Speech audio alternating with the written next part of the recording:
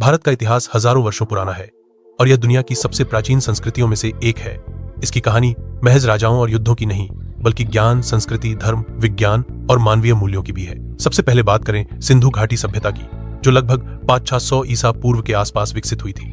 हड़प्पा और मोहनजोदड़ो जैसे शहरों में पक्के मकान, नालियां और व्यापारिक व्यवस्था देखकर आज भी दुनिया चकित रह जाती है।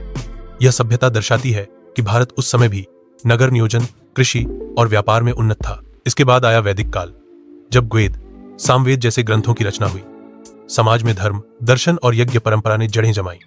महाभारत और रामायण जैसे महाकाव्य भारतीय जीवन दर्शन के मूल स्तंभ बने। इस युग में कर्म, धर्म और मोक्ष की अवधारणाओं ने मानव जीवन को नई दिशा दी। 6ठी शताब्दी ईसा पूर्व में गौतम बुद्ध और महावीर जैसे महान संतों ने जन्म लिया, जिन्होंने अहिंसा, करुणा और आत्मबोध का मार्ग दिखाया। मौर्य साम्राज्य के सम्राट अशोक ने कलिंग युद्ध के बाद बौद्ध धर्म अपनाया और शांति का संदेश पूरे एशिया में फैलाया। गुप्त काल को भारत का स्वर्ण युग कहा जाता है। इस समय आर्यभट्ट ने खगोल विज्ञान और गणित में अद्भुत योगदान दिया। कालिदास की साहित्यिक रचनाएं आज भी अमूल्य धरोहर मानी जाती हैं। इस काल में विज्ञान, कला, शिक्षा और व्यापार चरम पर था। मध्यकाल में भारत में इस्लाम का प्रभाव बढ़ा और दिल्ली सल्तनत तथा बाद में मुगल साम्राज्य की स्थापना हुई। मुगलों ने ताजमहल, कुतुब मीनार और लाल किला जैसे भव्य स्थापत्य बनवाए।